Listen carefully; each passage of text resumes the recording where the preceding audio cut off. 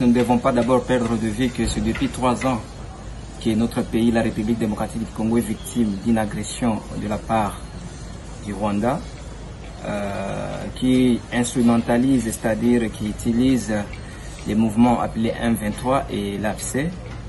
D'ailleurs, c'est vraiment regrettable de voir un fils du pays se rallier avec des rebelles étrangers pour venir tuer ses frères. Je ne sais pas si une telle personne, lorsque par exemple, elle accède au pouvoir, quel serait le sort de son peuple. C'est lui qui tue le peuple pour prendre le pouvoir. Lorsqu'il sera là, le sort de ce peuple-là serait quoi? Et donc, c'est une question que nous avions depuis longtemps condamnée et jusqu'à présent, nous continuons toujours à condamner cette agression et la présence même de l'armée rwandaise sur les sols congolais, ensemble avec les terroristes de M23 et l'AFC. Nous condamnons aussi ça. Et vous savez, bien sûr, nous sommes dans un état de guerre. Il y a des prescrits internationaux qu'on doit respecter, c'est-à-dire des règles juridiques internationales que le parti au conflit, on appelle ça les belligérants, doivent respecter. Ce qui n'est pas le cas pour les terroristes de M23, pour l'armée rwandaise, pour l'AFC. Nous avons vu, après ce meeting-là, 2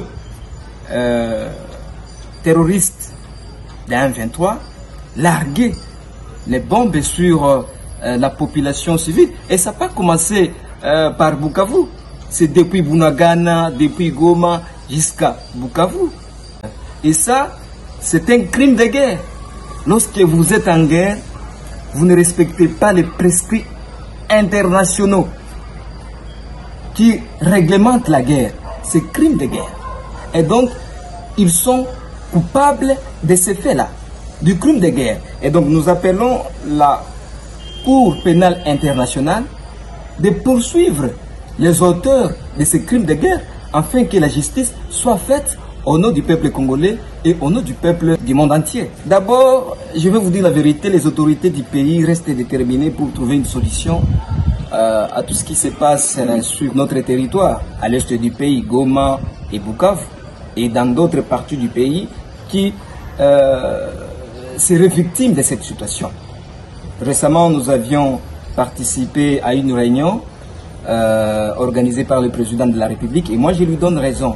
On ne peut pas discuter avec les rebelles qui proviennent d'un pays étranger. Sinon, nous serons sous contrôle de ces gens-là. À quoi ça sert de discuter ou de dialoguer avec eux? Bon, moi, j'accompagne le président de la République dans cette vision-là, l'appelant, et c'est ce qu'il est en train de faire, parce qu'à l'interne déjà, dans l'armée, il y a certaines trahisons, de soutenir nos frères Wazalais d'aujourd'hui, qui restent déterminés à combattre cette agression. Je vais vous dire aujourd'hui, ce sont les Wazalendo qui nous défendent à l'est du pays, nous devons dire la vérité. Les problèmes qu'ils ont là, c'est les problèmes de munitions. Nous demandons vraiment au gouvernement, et c'est ce qu'il est en train de faire, d'apporter un coup de main sur le plan matériel, militaire, et même nourriture, afin que nos frères puissent continuer avec notre combat. Sans oublier aussi à dire au peuple de l'Est de la République démocratique du Congo que nous continuons toujours à communier avec eux et aussi qu'ils restent derrière les chefs de l'État et nos frères Wazalendo déterminés de défendre jusqu'au sacrifice suprême notre pays, notre territoire. Et donc, nous ne devons pas trahir notre pays et aussi ne devons pas décevoir son Excellence Monsieur le Président de la République, le premier Wazalendo de ce territoire congolais.